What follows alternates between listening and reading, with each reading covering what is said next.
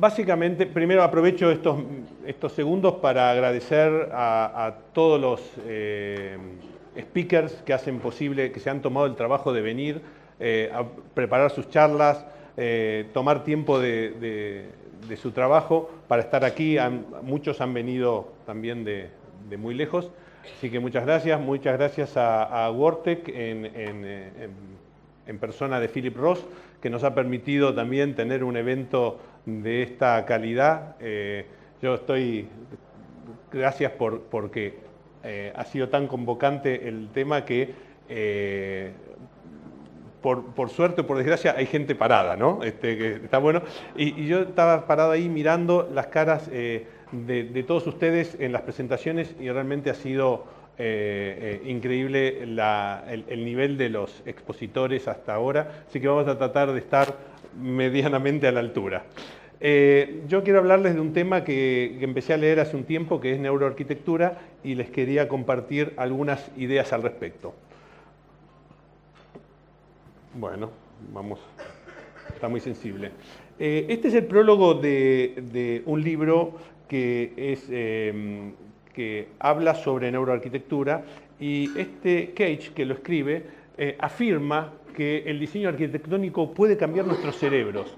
Esto es una afirmación, a mí me pareció súper disruptiva o muy loca. Dice, ¿cómo el diseño va a cambiar quién soy? ¿Cómo percibo? ¿Cómo el espacio puede influenciar en lo que yo percibo, mis sentimientos, mi conducta? Entonces empecé a mirar un poquito más y analizar algunos edificios. Entonces digo, bueno, en definitiva, un edificio, cuando los proyectistas, hay muchos acá diseñadores, nos ponemos a diseñar, básicamente lo que hacemos es responder a algunos aspectos algunos criterios muy objetivos, como son aspectos técnicos, legales, económicos, funcionales, que son cosas que son más o menos obvias y que podemos estar todos de acuerdo. Necesito esto con este precio, que funcione. Son todas cosas, aspectos que tiene que cumplir este proyecto. Pero también hay otros criterios que son bastante subjetivos, que tienen que ver con la estética. Es lindo, feo, me gusta, no me gusta. O con lo simbólico. ¿Qué me significa este espacio o este edificio? Y ahí es más difícil de abordar. Porque ¿cómo lo hacemos o cómo lo veníamos haciendo hasta ahora? Y desde una perspectiva muy personal. O sea, justamente ahí está como la impronta del diseñador, del proyectista, para cómo sintetizo en un solo edificio todos estos conceptos que aparte tienen un carácter simbólico y tienen un carácter estético que yo tengo que transmitir. Entonces, y estos criterios estéticos y simbólicos no son los mismos para todos. Realmente depende mucho de la edad de la persona, del nivel sociocultural, del nivel histórico, ¿no? Los conceptos de belleza han cambiado de la edad, etc. Entonces, hasta es muy difícil también entender qué es lo que tenemos que hacer nosotros como diseñadores. ¿Qué plantea la neuroarquitectura? Primero, nosotros hacemos arquitectura, diseños en función de los usuarios, no en función de nuestro lucimiento personal. Trabajamos, en definitiva, para alguien que va a usar estos lugares donde nosotros estamos trabajando. Entonces, la arquitectura lo que propone es, ¿por qué no le vamos a preguntar a los usuarios cómo es este espacio, cómo es el espacio que desean tener?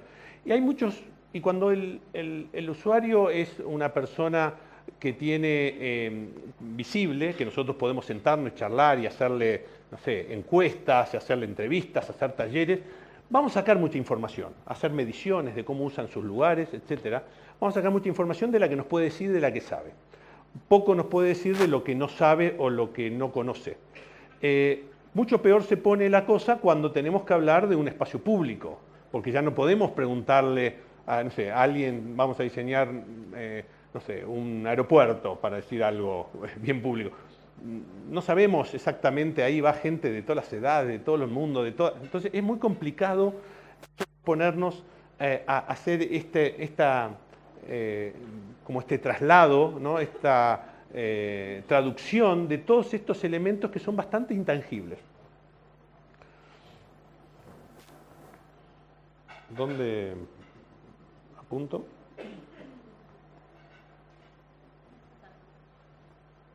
Ahí está.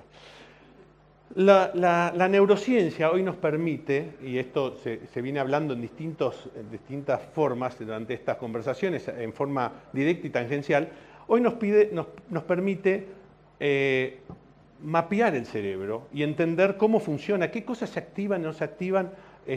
Santiago comentaba también el tema cuando uno elige que se te activa las zonas de dolor, pero entonces hoy podemos ver qué pasa cuando uno interactúa con el entorno. Y lo que ha demostrado la neurociencia es que el entorno nos afecta en la forma que nosotros los comportamientos que tenemos y los sentimientos que nos genera un lugar. Entonces sí, el diseño está directamente, lo que nosotros diseñamos, la forma en que lo diseñamos, está impactando directamente en cómo nos sentimos en un lugar.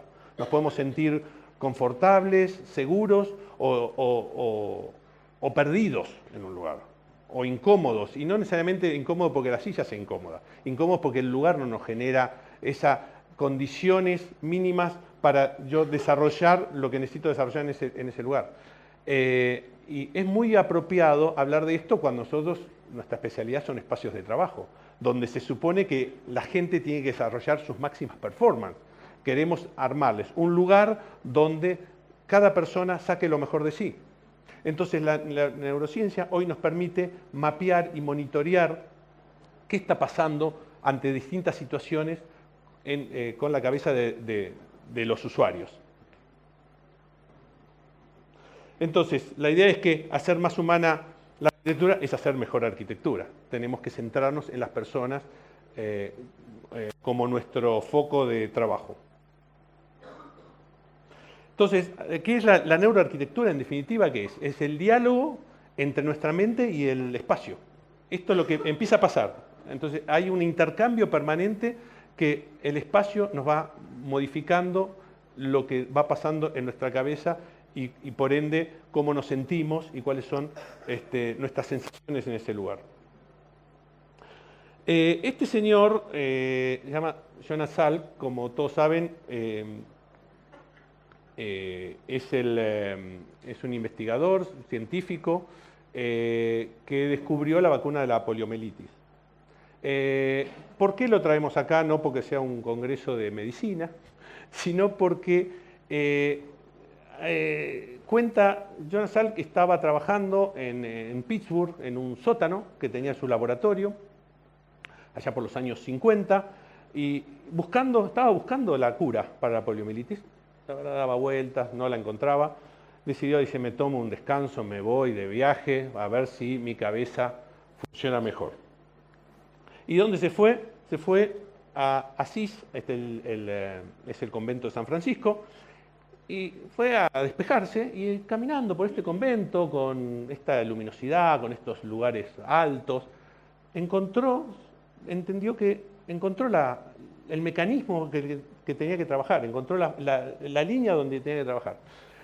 Entonces volvió a California, donde él vivía, con la convicción absoluta que el espacio, ese convento de San Francisco, por sus características espaciales, lo había influenciado positivamente para desbloquear esta tarea que tenía que hacer. Y fue que convocó a Louis Kahn, arquitecto emblemático de la época, y que era amigo personal de él, y le dijo, necesitamos salir de este basement, de este sótano, y generar un instituto para la investigación. Y este instituto para la investigación se entiende como el primer ejemplo de edificio construido bajo un concepto de neuroarquitectura.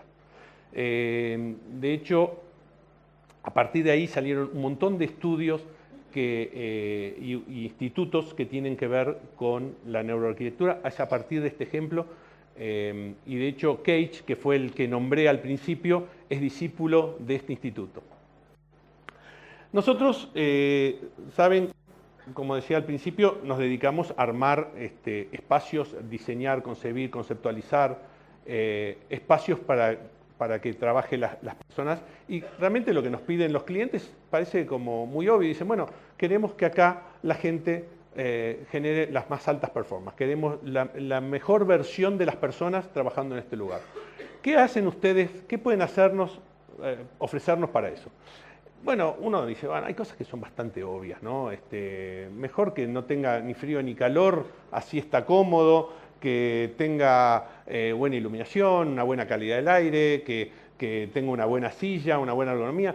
Y esto ya genera unas condiciones de confort básicas, es como elemental, ¿no? Para que la gente no esté preocupada por si está incómoda o inconfortable, sino porque se pueda dedicar justamente a la tarea que tenga que hacer. Pero nos piden que también haya otros elementos que mejoren la productividad. Entonces acá les quería contar un ejemplo de un estudio que se hizo en 2010, que lo hizo un Craig, se llama el psicólogo que lo hizo, en Londres, y que armó un espacio con 3 características. El mismo espacio, fíjense que el primero es austero, el segundo es enriquecido, le puso unas plantas, unas fotos, y el tercero, empoderado, quiere decir que permitió a las personas modificar el lugar. En cada ocasión les hizo el mismo test a las personas que estaban trabajando en ese lugar, con preguntas que eran asertivas, error, acierto o desacierto. De manera que podían medir qué grado de asertividad podía tener cada test, con el mismo tipo grupo etario, etcétera, el tipo mismo perfil de personas. Y descubrió una cosa bastante interesante, que es este gráfico, que ya va a llegar. Ahí está.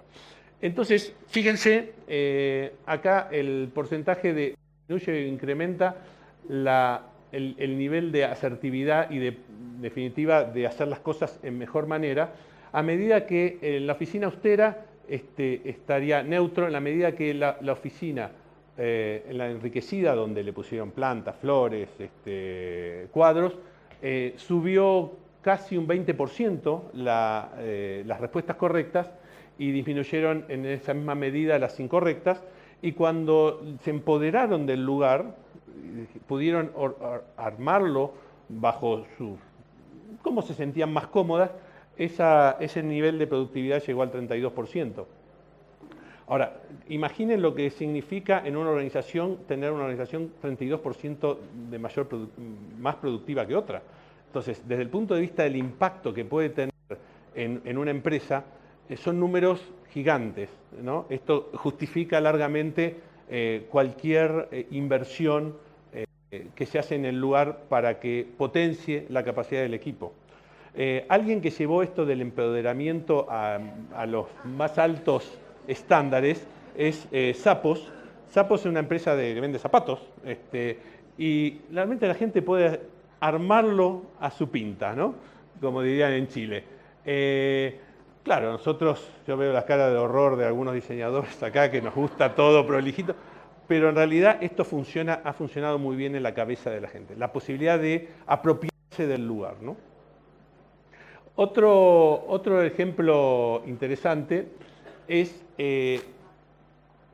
hoy por hoy, una de las demandas altísimas que tenemos en las oficinas es, queremos que este lugar promueva la innovación, la creatividad. Entonces dice, bueno, ¿uno cómo hace? Las personas son creativas. Nosotros como diseñadores, ¿qué podemos hacer? Sí, bueno, empecemos a generar espacios donde la gente se pueda encontrar, el intercambio, pero desde el punto de vista de las características de ese espacio, y algo que más me encontré con este análisis. Uy, ¿qué pasó? Bueno, murió. Bueno, mientras viene. Me encontré con otro experimento muy sencillo que se hizo, que tiene que ver con el deporte, casualmente, Claudio, y les dieron a una cantidad de personas una lista de deportes. Y le dijeron, agrupalos con un criterio, cualquiera, el que se te ocurra. Y se descubrió lo único que cambiaba el espacio era igual también. Fíjense que está exquisitamente diseñado por nuestra competencia, donde un espacio era 2,40 m, otro era 3 metros. Un lugar bien feo, pero con estas características. ¿Qué pasó? La gente que trabajó en el armado de las listas de acuerdo a un criterio, cuando hablaban el criterio que usaron en un espacio bajo, era una especie como criterios más lógicos, ¿no? Estos se juegan con pelota, estos se juegan con red. Y los que trabajaron en espacios con mayor altura fomentaban la creatividad y los temas un poco no tan obvios. Por ejemplo, si este es un juego de estrategia o este es un juego de habilidad, de cosas que no eran tan evidentes. Entonces, claramente, a través de eso y de estudios complementarios que se hicieron, generaron que los espacios altos promueven justamente el pensamiento más abstracto. Y los espacios más bajos promueven las tareas de foco de concentración. Este cavernícola en una oficina moderna que presentamos acá tiene que ver con, de nuevo, cómo es nuestra mente y nuestro diálogo mente-entorno. Nosotros como seres humanos hemos vivido o hemos sido formateados durante miles de millones de años para vivir al aire libre, para vivir en contacto con la naturaleza, para ser nómades, cazadores, recolectores. Y hace escasos 200 años nos hemos confinado a espacios artificiales. Entonces, ¿qué pasa cuando el cuerpo y la cabeza de una persona, de los seres humanos, en un periodo tan casi instantáneo, porque en la evolución genética 200 años es absolutamente nada, pasamos rápidamente a pasar nuestra mayor parte del día confinados? Entonces, esto genera una cantidad de trastornos en nuestro cuerpo. Nuestro cuerpo reacciona. Entonces empiezan a aparecer todos temas de fobias, de alergias, de estrés, que son temas de contacto con la luz natural. Entonces genera una cantidad de disonancias entre nuestro cuerpo y el entorno. Entonces ahí surge algunos trucos que nosotros tenemos como diseñadores para ver cómo paliamos esta situación. Y claramente este es un ejemplo de, por ejemplo, de trabajar con colores y texturas que se encuentran en la naturaleza, o con patrones que son más típicos que se encuentran en el medio natural, vistas al horizonte, formas orgánicas. Entonces, estas son medidas que hacen que nuestra sensación dentro de ese espacio le mandan una señal a nuestro cerebro, nos da confort, nos da relax y nos baja la tensión en el espacio que trabajamos. Este es otro ejemplo de presencia de naturaleza, mucha vista al exterior, la relación con la luz del día que nos activa de forma positiva. Inclusive hay estudios que dicen que la falta de contacto con la luz hasta produce, hay casos que han medido que hasta produce cáncer. O sea, hay toda una relación que es esta distorsión que nos está pasando por no vivir en contacto con el medio natural, con lo cual hoy es prácticamente imposible porque no podemos irnos a trabajar al jardín, pero sí hay algunos elementos que nos pueden ayudar. Ahora, estos estudios de cómo actúa nuestro cerebro con los efectos del entorno, hay cientos. Yo les traje algunos poquitos. Estos que tienen que ver con la luz, con el color, con las texturas. Todo eso funciona en una relación, tiene causa-efecto. Entonces, se hicieron en los años 50 se hizo como, se evaluaron, se distinguieron 3 dimensiones del significado, que era evaluación, potencia, actividad. Evaluación es bueno o malo, o sea, ¿qué me significan las cosas? Bueno o malo, fuerte, débil, activo, pasivo. Y en esa misma línea, otros científicos armaron otras dimensiones que tienen que ver con la emoción, no con el significado. Me causa placer o displacer, me activa o me desactiva, lo domino o no lo domino. Domino el entorno, ¿no? Entonces acá hay como pequeñas fórmulas. Si nosotros empezamos a entender cómo estos factores afectan nuestra cabeza, podemos empezar a jugar con estos elementos y empezar a ver qué sensaciones queremos producir en los que van a usar los usuarios de estos espacios. Entonces, un ejemplo es, si tengo un espacio que me causa más placer, más activación y lo domino, es un lugar que va a funcionar muy bien para lo creativo y para sentirme empoderado en ese lugar. Si me voy al otro, a un ejemplo del tercero, me da displacer, me activa mucho, pero no domino el lugar, me siento angustiado y molesto. Entonces, si uno empieza a combinar y a entender cómo funciona el cerebro con distintos elementos, proporciones, repeticiones de elementos en el espacio, podemos generar distintas sensaciones en cada espacio que le diseñemos. Acá le quería mostrar 2 ejemplos que son bien antagónicos, que son probablemente 2 búsquedas totalmente distintas. Y con esto terminamos. Uno es un ejemplo del Museo de Ciencias Naturales de Shanghái. Básicamente, el Museo de Ciencias Naturales celebra la vida. Entonces, nos encontramos con imágenes como estas, donde biofilia a full, mucha luz natural, formas orgánicas, un poco lo que mostrábamos en el ejemplo anterior.